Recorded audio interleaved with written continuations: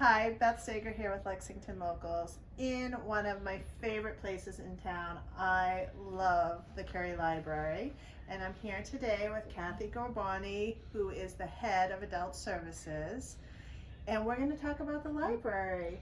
So every time I come in here, it's a change. Like there's always something new, which is crazy because libraries usually aren't that progressive.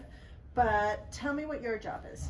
So I supervise the all of adult services and work specifically over reference and the circulation manager, and also work in conjunction with the programming team. Oh, nice. And then the department heads work with the administration to work on the running of the building. Okay.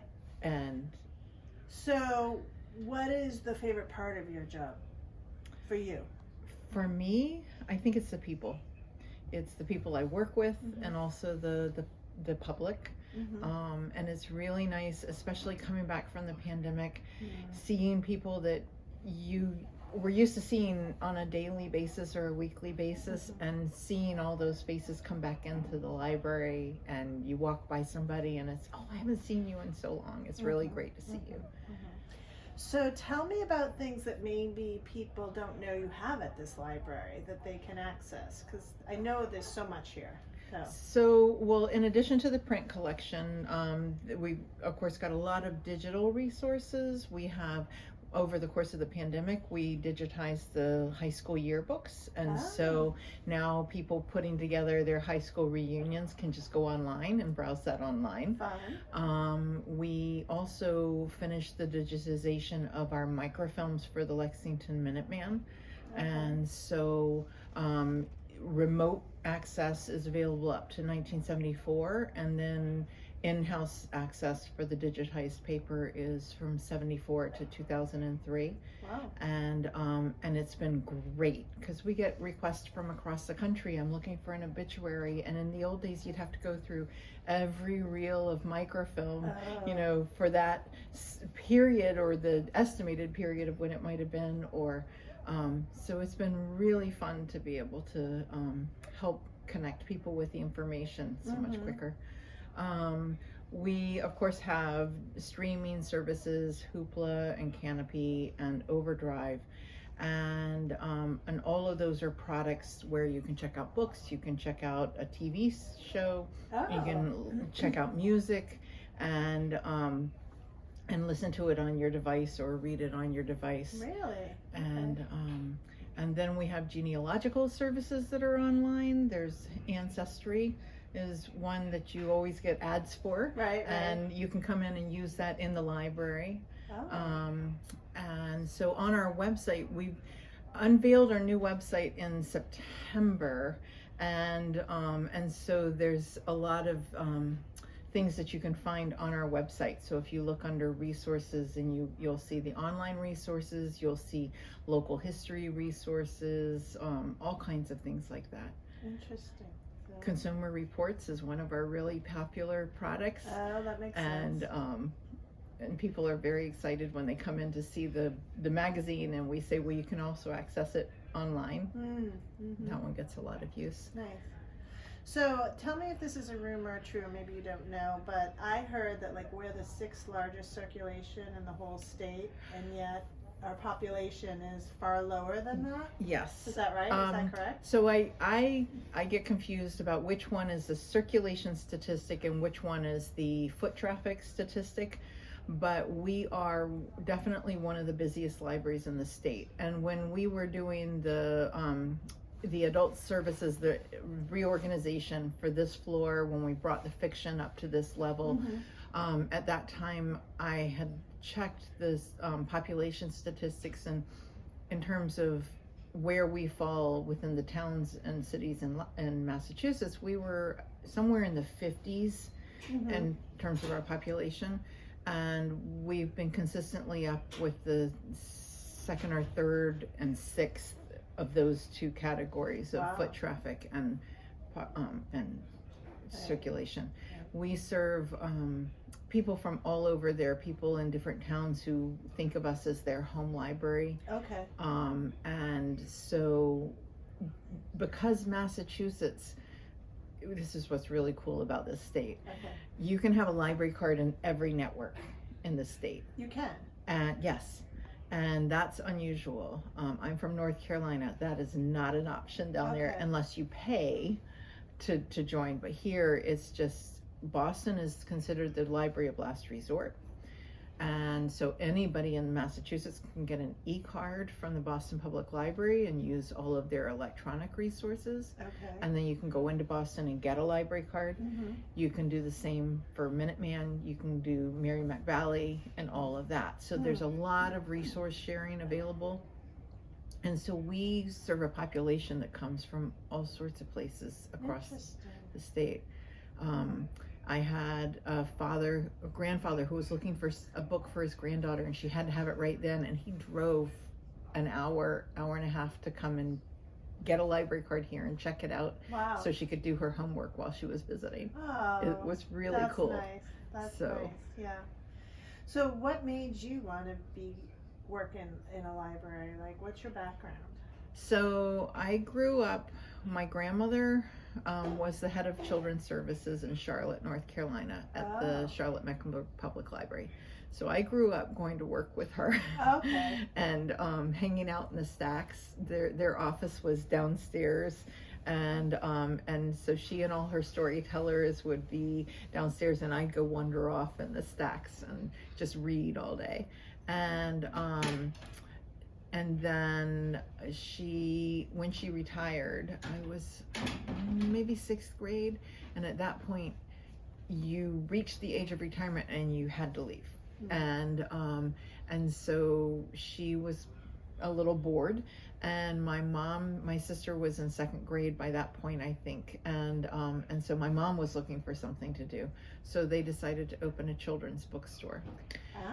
And so I would take the school bus home. Well, first of all, as they were gathering all the books, I would come home from school and they'd all be laying on the floor, and I would just get to read whatever I wanted to read. And so then when they opened, I was in 8th grade, and I would take the school bus home after school and get off at the shop, and I would work at the shop while my mom went home to take care of my sister. Wow. And it was one little room in a villa in Charlotte. Mm-hmm. And so the woman at the antique store across the hall would keep her eye on me. Okay. And we had a muffin tin for our change. We didn't even have a proper cash register.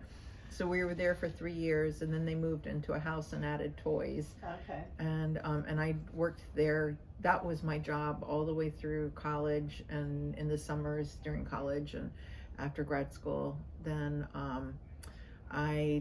all my friends were going to grad school after college, and I didn't know what I was going to do. And so I said, well, I'll just go to library school, and because it would make sense. I majored in French and history, and I didn't know what I was going to do with either one of those. And so after grad school, I went to London for a year, and then I came home, and I was like, okay, now I really need to find a job. And I got a job at the Boston Public Library for 6 months covering a maternity leave. Okay. And that's how I ended up moving up here from North Carolina. And I've been here ever since. Nice. So that maternity leave extended into another couple of years, and then moved to Wellesley for a couple of years and met Ruth Lynn, who was the head of children's at that time. Okay. Here. And then when I stayed home with my kids, she said, oh, do you want to work one Sunday a month? Oh. And so 1998, I started working one Sunday a month in children's, and then gradually added hours. Wow. Is the network of librarians, are you all collegial like that? I mean, do you know a lot of the other librarians in different towns and stuff? Do you have... You do get to know people. Minuteman itself has, we have a reference interest group, so all the local reference librarians from our network get together. They have one for youth services as well. They have teen librarians. So there are opportunities like that. And then there are statewide organizations like the Massachusetts Library Association. So there are different ways that people get to know each other on a professional level. I can't remember how I met Ruth. I think she was doing research actually in Wellesley, and we started talking. So tell me like one secret about this library that everyone should know.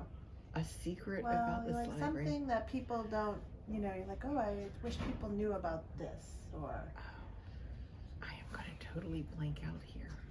So I know that you have a super pretty room in the front, but I don't know what's in there. I've used it on occasion. So we have 3 historic rooms out front. Okay. One is the Oval Room, and that that collection in there is the Lexington History Collection. Then the middle one is the Genealogy Room, and the front room is the Lexington Room. And over the course of the years, we've moved collections around, but all 3 of those have traditionally been the spaces that are the historical collections. We have a Worthen collection, which were materials that were donated to us by Mr. Worthen, and we have those in locked cases, cabinets, and we also have an archives room downstairs where we store the items that were in folders, file folders, to protect them. The center room, which we call the Genealogy Room, has a lovely fireplace. I'm wondering if that's the room you're thinking about. They're very pretty, yes. Yeah. I have a key and we can go buy them on the way out. Oh, yes, okay, I'll take you in. All right, good. That's the secret. Yes. Those are the secrets I'm talking So those about. are secrets. We do have an archives room downstairs, which was built under the guidance of our local history librarian, Linda Carroll. And so that's exciting to have. We have a very active friends group, and they are always running. They've got a constantly ongoing book sale, both upstairs and downstairs, and then they usually hold a couple of book sales in the large meeting room each year. We're still trying to work our way back to normality from the pandemic. And we have a very active foundation, and it's amazing the support that this town gives this library. It's really a wonderful aspect of working here, the support of the town and the people who live here. What other secrets can I tell you? We have an M&M slot machine down in the bib services department. That's a good secret. and you go by and you give it a pull and there's M&Ms and everybody gets, we all like chocolate. Really like chocolate. So you have to like chocolate to work here. Yeah. Good to know. That's useful. So, well, I thank you for your time. This has been super fun. I love the library here. Yes, it's wonderful. It's wonderful to be here, and it's nice to be back. I'm sure. I know it's like one of the few places you drive through in town, and like at 8 p.m. at night, it's still like hopping, right? Like there's so many people here. Yes. Yeah, it's great. That's awesome. So, but I'll take you on a behind the scenes. All right. Let's do it. So this is our genealogy room, and so we have some of our resources that are duplicate yearbooks, the New England Historical and Genealogical Register here, and the Book Review Digest, and a few things that we really can get online, but we weren't quite ready to offload. We wanted to hold on to the printed volumes, and I love the fireplace here. How old is this library? Oh, It's old, right? I'm gonna have to. But I mean, like, why would they have had like this really pretty room? Like, when did they do this room? Like, would this actually, this is part of the original building. And they just so when they renovated this building in the late 1990s, they gutted the whole of that, and they maintained these original so rooms. These are yes. I mean, it feels it like they didn't just recreate this. No. These were original, and in the other room there's also a fireplace, and there are old pictures of it set up. as the reading room, and you can actually see some, like our little green lamps. Right. Yeah. I think we borrowed those elements from what it looked like originally. Okay. Well, originally, Right, but at some point. Nice. And there is actually a history on our webpage that gives a brief overview of when we moved into this building, because the money for this was started with Mariah Hastings Cary. And they, we started, I think we were down on East Lexington, so we've had a few locations So that before we ended original up here. building in East Lexington, that was No, not a the different branch, one. that's different. Okay. But this, and I would honestly have to go and look. Yeah, because no, I was just curious. Yeah. um, Well, we could all go to the website. Yes, Let's go to the website. But the dates of it actually don't stick in my head very well. But when she set up the initial money for this, she also set up our board of trustees, which is very different because it's made up of the selectmen, the board of selectmen, and the settled clergy in town, and the school committee. Okay. And so there are representatives from each of those on our board of trustees, and then also, of course, the wider board. They all are included on the wider board. That is interesting. And She's very progressive. very progressive. Nice. It's been great. Yeah, no, that's good to have all the parties involved, right? Yes. So that's nice. Yes. So Nice. Well, thank you for showing us the Yes. secret room. It's beautiful. I always explain to people that those two rooms, because the casework is locked, Right. the doors are open, so Right. people can go in and just sit Right. and do quiet research. We try to keep a few places in the building where there's no conversation to make up for the fact that we are so busy, and the out of the main area, out of the main floor, there's lots of conversations and community building and all of that goes on. So for someone who's coming in and looking for that quiet place to be, Right. we need a few places off to the sides. Right. And on the third floor where we make it a place where you can come and study, so that we are covering all of the activities that people come to the library for. Nice. So. Nice. We all appreciate it. Thank you.